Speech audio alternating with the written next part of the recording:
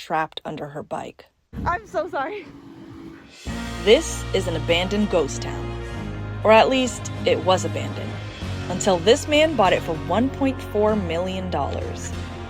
Armed with the excitement of seeing our first ghost town, the ignorance of what lay ahead, and a riding buddy with mistaken trust in me, We are going to Cerro Gordo, abandoned ghost mining town.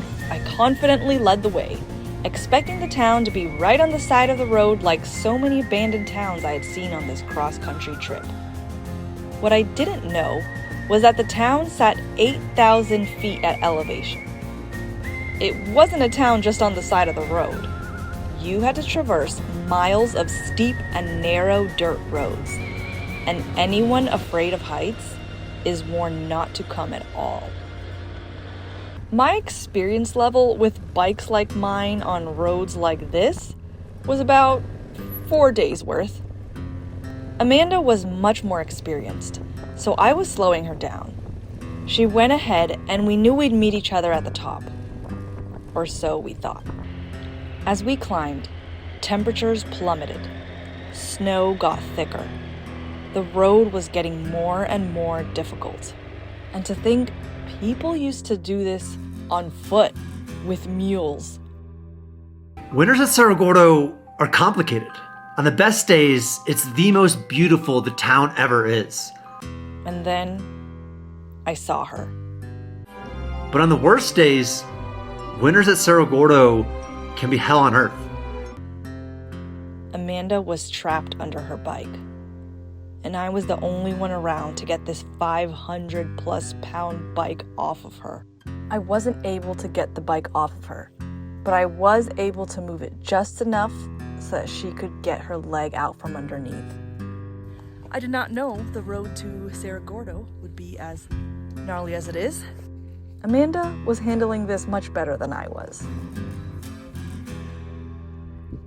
I'm glad to see you smiling and walking. I was really worried you're... Oh, I'm fine. Look, I can do a dance. Oh, Okay. okay. Oh, that was nothing. This was nothing? That was nothing. What? I've been in much worse, believe me. Are you kidding me? Oh, no.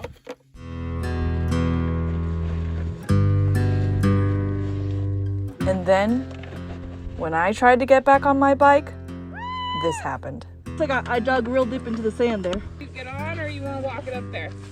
I think I'll walk it. Okay. Oh! I know of at least 2 riders that have gotten in accidents while wearing glasses. One ended up with a piece of glass lodged into her skull, and the other in her eye. Shout out to one of the companies I reached out to about sponsoring this 3-month cross-country video series. Because I want you to know about the safety item you may not even know you needed. These glasses are shatterproof, flexible, and the temples are thin enough that you can fit them comfortably in pretty much any helmet. Yes, they offer prescription and polarized and non-polarized versions. The link below will get you 10% off. I just wanted a comfortable place to sit. I thought, there's no way this could get worse. But I was wrong. As you may be able to tell, it is very cold up here right now.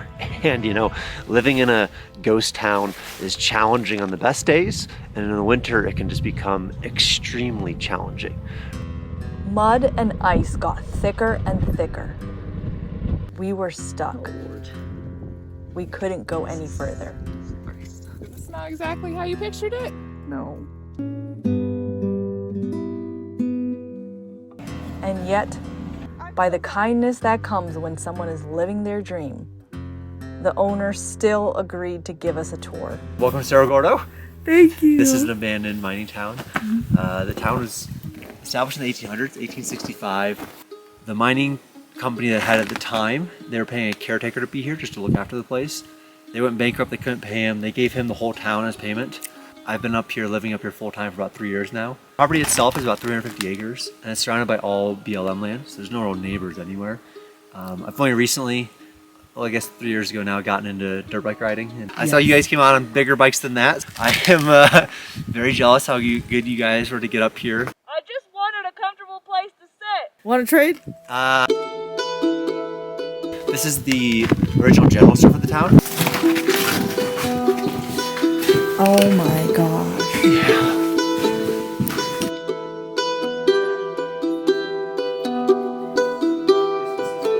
They would leave that both lead and silver for a couple reasons. Because one, the process of getting the silver out of the lead is pretty much the hardest part of that process. So they wanted to do that in San Francisco. And the second reason is that if those were pure silver bars, like every bandit in the West would just rob the stagecoaches leaving here all the time. Back used to be a butcher shop. Ooh. These days it's our like war museum. We can check that out. So all this is like things that we found around the property. There's a large Chinese population here when it was the mining town, so we found a variety of like old Chinese coins and tin boxes. Oh wow. At its peak, the town had like 4,000 residents. This is filled with treasures, or artifacts I should say.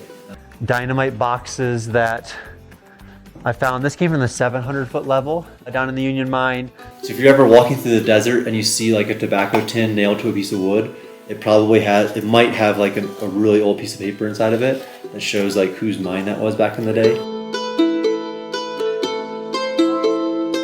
So originally this was like a mechanic's garage. So the centerpiece was the entirety of it. And then slowly they added on the wings, and then the old owner made it into, or put in the stained glass in remembrance of his wife who passed away.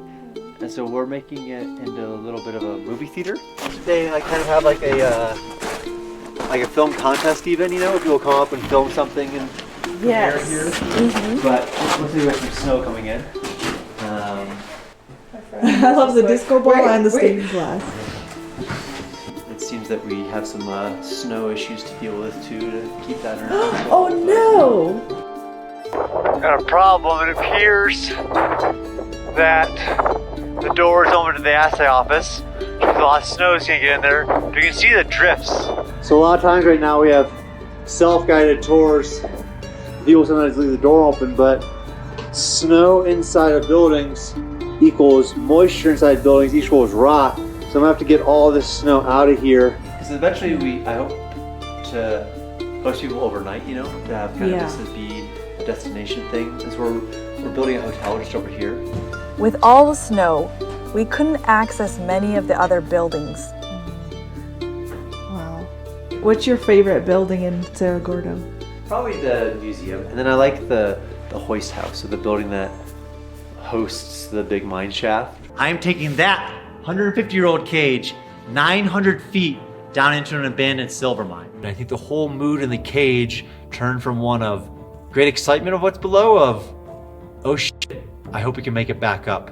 Just because of the history there, it's really cool. The photo in the general store here of one of the old owners in the late 1800s or 1900s is taken at this exact point on the 900-foot level where this black and white sign is that shows different things about the different levels as a sign that's still there. And it was incredible. Well, if there wasn't so much snow, there's some really cool routes to ride around here, you know? There's like, if you were to continue on our main road 6 miles that way is Death Valley National Park. Yeah. And then you can take that through everywhere. These buildings over here? Yeah, there's little cabins. And so you have to figure like, originally there was so many people living here that any of these old roads that you see would have been lined with cabins and tents and houses. The hotel, and so like we finally finished the basement, which was really big. And so now we're framing. And so there'll be dirt around all of that. Yeah. We luckily have an old military truck. 5-ton, and so we bring everything up with that. I don't know if you guys watch Heavy D's videos ever, or oh, Heavy D Sparks. Yeah. Yes. So he's helped out. Oh, cool. Pour a lot of the concrete with this and stuff. Yeah. So that was cool. And he's the one that gave us the old 5-ton military truck.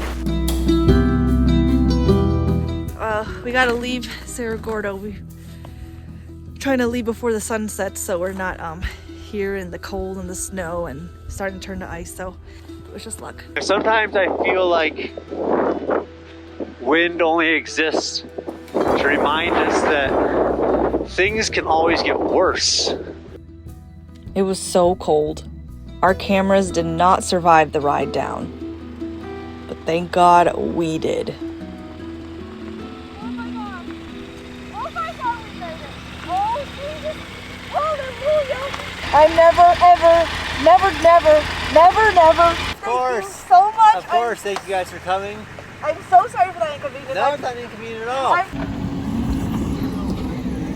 beautiful pavement. It's never looked more beautiful. You did it! Oh God. Oh, oh God. We had fun! Did we? That playground can become a prison. But when those days are past, they definitely make you appreciate the things we take for granted. Next week, we'll be somewhere warmer, in the middle of the desert, staying overnight in another piece of history. 40 feet below ground in a decommissioned missile bunker.